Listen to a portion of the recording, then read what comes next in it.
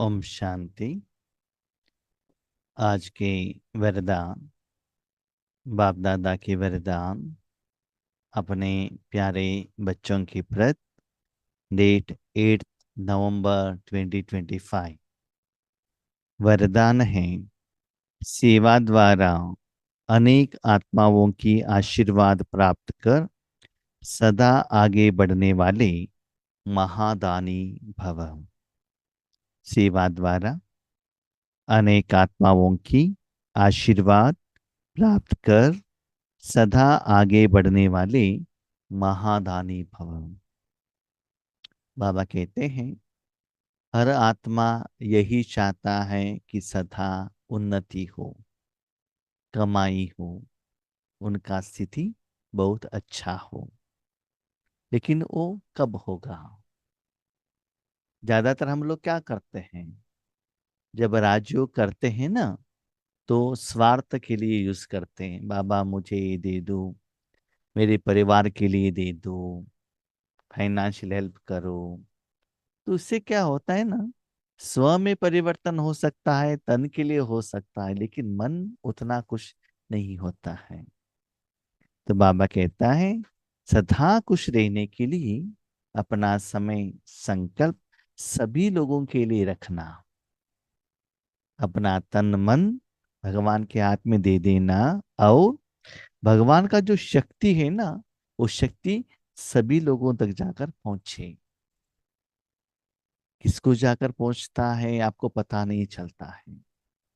Starting में जब आप ब्राह्मण की स्टेज में रहते हैं ना, तब कोई कोई आत्माएं आपके सामने आते हैं, या बाय फोन आपको कहते हैं, हमारे लिए थोड़ा योग कीजिएगा, बाबा को कहिएगा। हम बाबा को कहते हैं, निमित्त बनते हैं, उनकी समस्या का समाधान भी हो जाता है, प्रोवाइडेड सिर्फ कहने से नहीं होता है। कहने के बाद अपने मन बुद्धि को आपको बाबा के हाथ में देना पड़ेगा, वो पर्टिकुलर समस्या के लिए।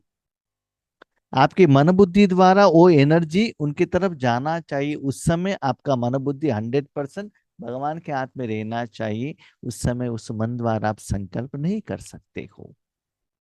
स्टार्टिंग में ऐसे बाबा आपको एक एक दो एग्जाम्पल दिलाएगा कि आपको मैं ईश्वरी सेवा के लिए यूज कर रहा हूं। आगे बढ़ते बढ़ते बाबा आपको बेहद में यूज करने लगेगा।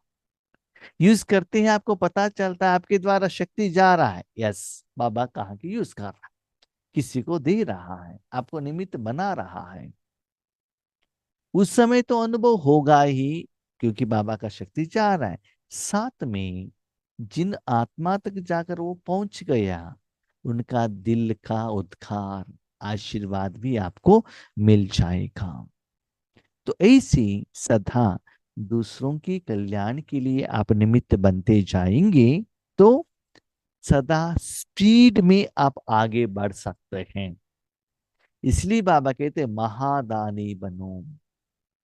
लौकिक में कोई धन का दान, कपड़े का दान देता है, लेकिन महादान क्या है? जो आप देते हो ना, उसका फल का एक्सपेक्टेशन मत करना। हम उनकी समस्या का समाधान होने के लिए निमित्त बनना। तो ऐसी एक दो आत्माओं के लिए नहीं, अनेक आत्माओं को क्या करना है? आशीर्वाद लेना है। तो अपने मन बुद्धि अनेक आत्मा के लिए देना है। ऐसे सदा अपने समय संकल्प दूसरों को देने वाले सदा महादानी भव। महादानी अर्थात, महादानी बनना अर्थात दूसरों की सेवा करना, अपना नहीं। हाँ, दूसरों का माना ये भी नहीं हम दूसरों का कर रहे हैं ना, हमारे पति के कर रहे हैं, बच्चों के लिए कर रहे हैं, हमारे माता पिता के लिए कर रहे हैं, सेंटर के स्टूडेंट्स के लिए कर रहे हैं। नहीं, वो भी एक परिवार आ जाता है ना। दूसरों का माना, हम भले उनको करो, आत्मा के लिए करो, बाबा मना नहीं करते हैं, लेकिन शरीर के लिए ज्यादा अटेंशन मत रखना, आत्मा के लिए दे देना। और बाकी सारे दुनिया भी आपका परिवार है ना, विश्व ही आपका परिवार है। उन सभी को देने के लिए आपको क्या बनना है? निमित्त बनना है। तो सदा यही अटेंशन रहे कि मुझे दूसरों को देना है और उनकी समस्या का समाधान करना है। जो पुराने जमाने में जो लोग रहते थे ना, जैसे आपका जनरेशन, हमारा जो जनरेशन चला, क्या चाहते थे, घर में जो रिश्तेदार आते हैं ना, उनको खुद हाथ में भोजन बना के उनको पहले खिलाना है। भले हमको भोजन नहीं मिला तो भी चलता है, नहीं तो लास्ट में जो बचा हुआ थोड़ा सा मिला तो भी चलता है, लेकिन वो लोग खुश होना चाहिए।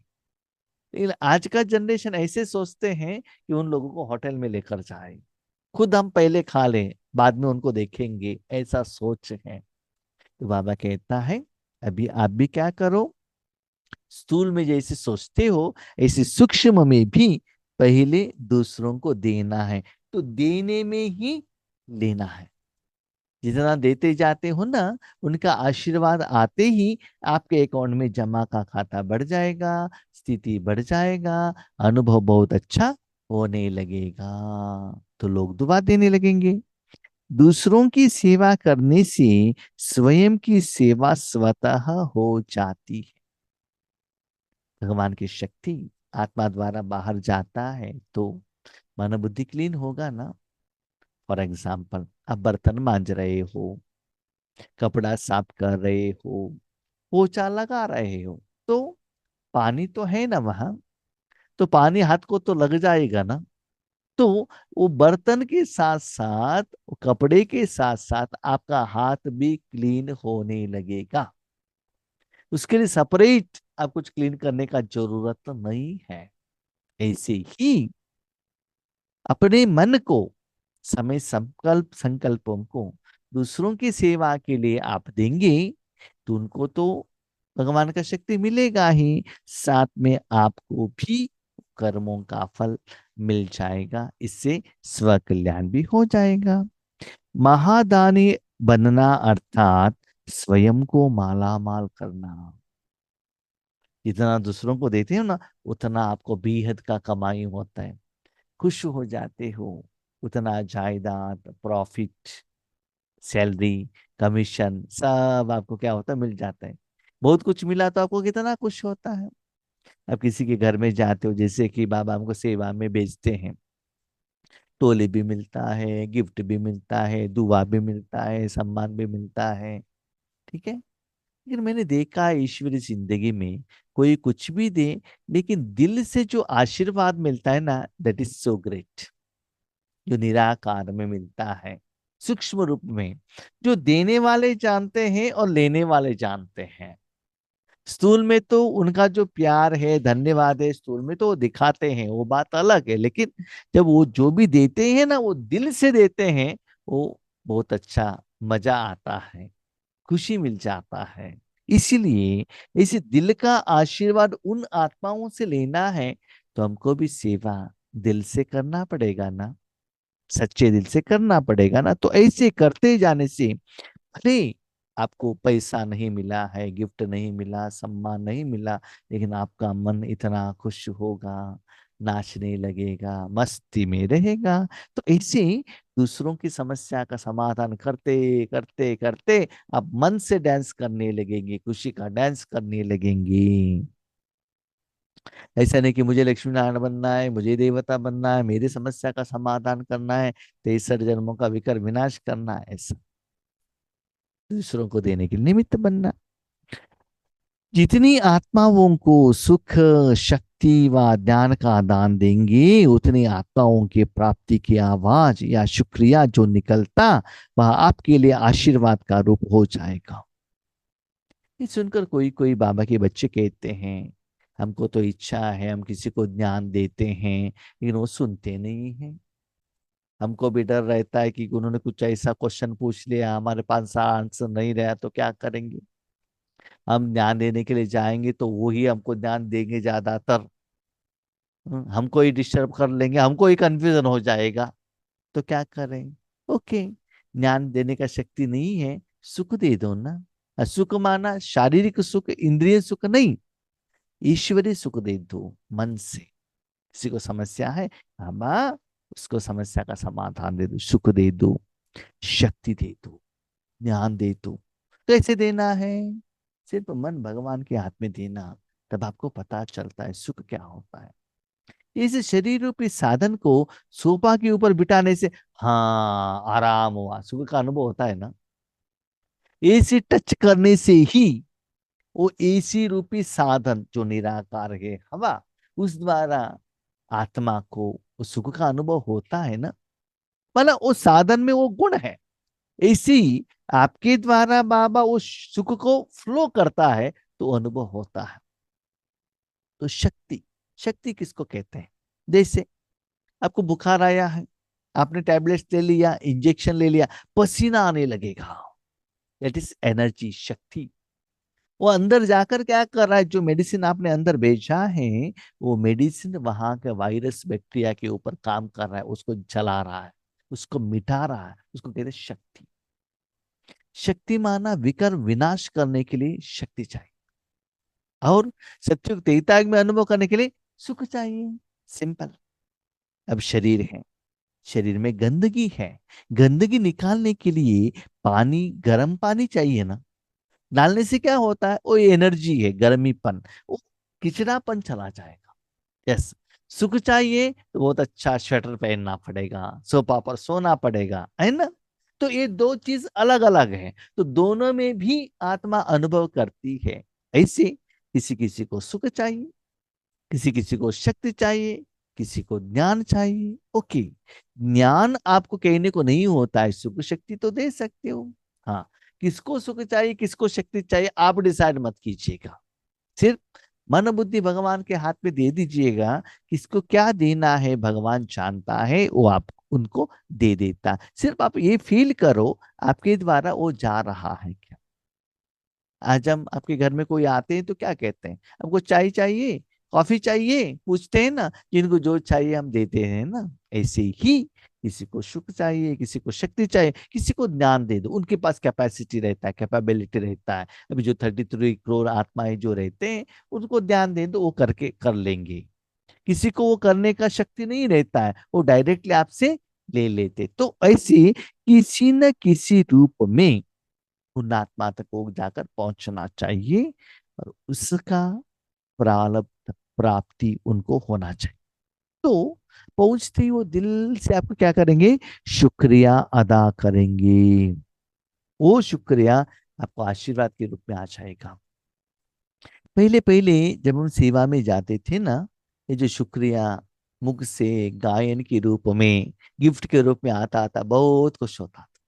जैसे कि कहाँ भी बट्टी में गए, 2.5 डे बट्टी किया, हाफ डे फाइनल सेशन रहता है, सभी लोग आकर बट्टी अच्छा था ऐसा था कहते थे, बहुत खुश होते थे। लेकिन आज वो अच्छा नहीं लगता। आज क्या अच्छा लगता है, कोई मुख से कुछ भी नहीं कहे, लेकिन पता चलता है मन से कि सेवा कितना अच्छा हुआ है, ब्यूटीफुल हुआ है, निराकार रूप में आकर पहुंच जाता है। वहां का माहौल, वायुमंडल, वातावरण, सबसे इम्पोर्टेंट हमारा जो मन का स्थिति, उससे पता चलता है बाबा ने इस साधन को कितना यथार्थ रूप में पावरफुली यूज किया। ठीक है। तो इससे उन आत्माओं का साथ में स्पेशली बाप दादा का आशीर्वाद मिलेगा। क्यों? तो उनको देने का काम बाबा का था ना। एप्लीकेशन बाबा ने डाला, बाबा के लिए डाला था उन्होंने, भगवान के लिए। आप उनके हाथ में साधन बने। भले आपके साथ उनका हिसाब किताब है, लेकिन आपने बाबा को सहयोग दिया ना, तो स्पेशल पहला आशीर्वाद आपको बाप द्वारा मिलेगा। यह आशीर्वाद ही आगे बढ़ने का साधन है। आशीर्वाद। कभी कभी हम क्या सोचते हैं, हमारे सेंटर में ज्यादा लोग आ रहे हैं, हमने इतना बिल्डिंग बनाया, ये किया वो किया। अब कहते नहीं, कितना भी लोग आने दो, लेकिन आपको दिल से वो आशीर्वाद देते ना, तब अंदर से आप आगे बढ़ सकते हो। जिन्हें आशीर्वाद मिलती है वह सदा खुश रहते। जो कर्म अच्छा करते हैं ना, तो जरूर लोग उनको आशीर्वाद देंगे ही। आशीर्वाद लेना इसका मतलब ये नहीं है उनके पास जाओ, 5 पाव पकड़ो, उसका हाथ आपके सिर में आना चाहिए, ऐसा नहीं। आशीर्वाद दिल से आना चाहिए, तो सदा वो लोग अंदर से खुश रहते हैं। आशीर्वाद से ही उनको पालना मिलता रहता है। तो रोज अमृत वेले महादानी बनने का प्रोग्राम बनाओ।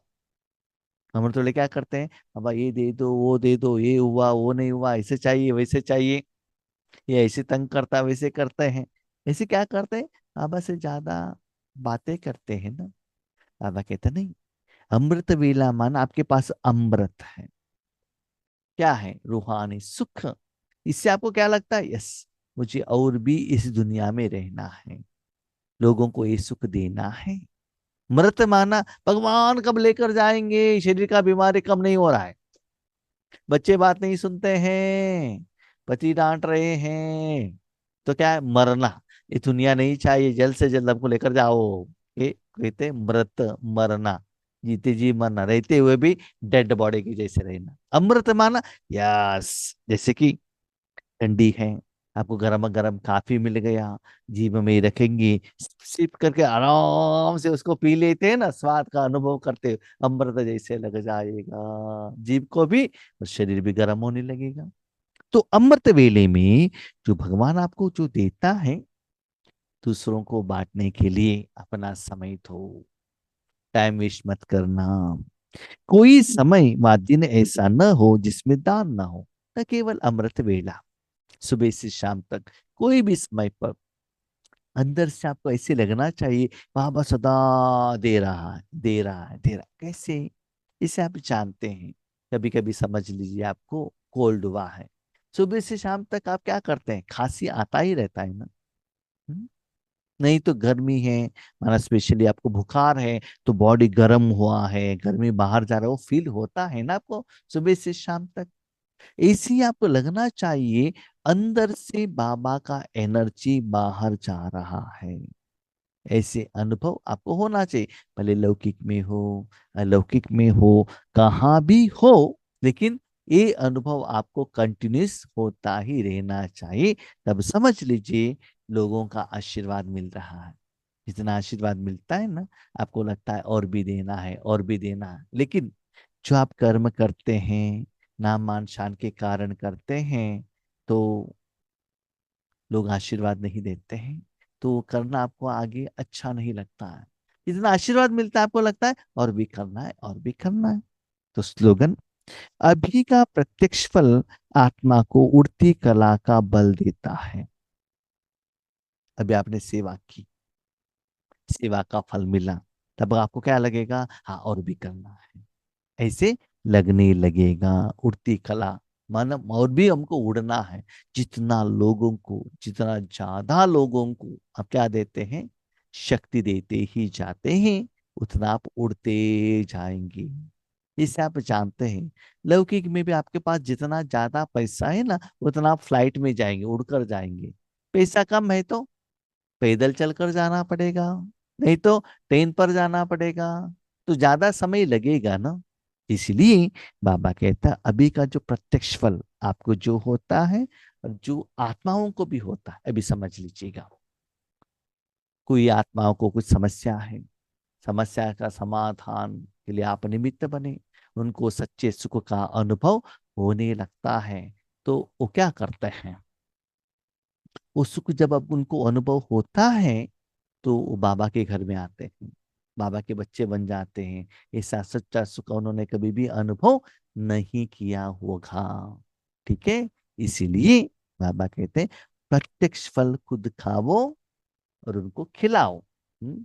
अभी आपने योग किया, उसका फल 1 महीने के बाद आएगा, 15 दिन के बाद आएगा, वो बात अलग है, लेकिन अभी का फल अभी ही खाने से, जैसे कहते हैं ना, जो फ्रेश फल खाते हैं उसका टेस्ट अलग ही रहता है। ठीक है, अच्छा, हम शांति।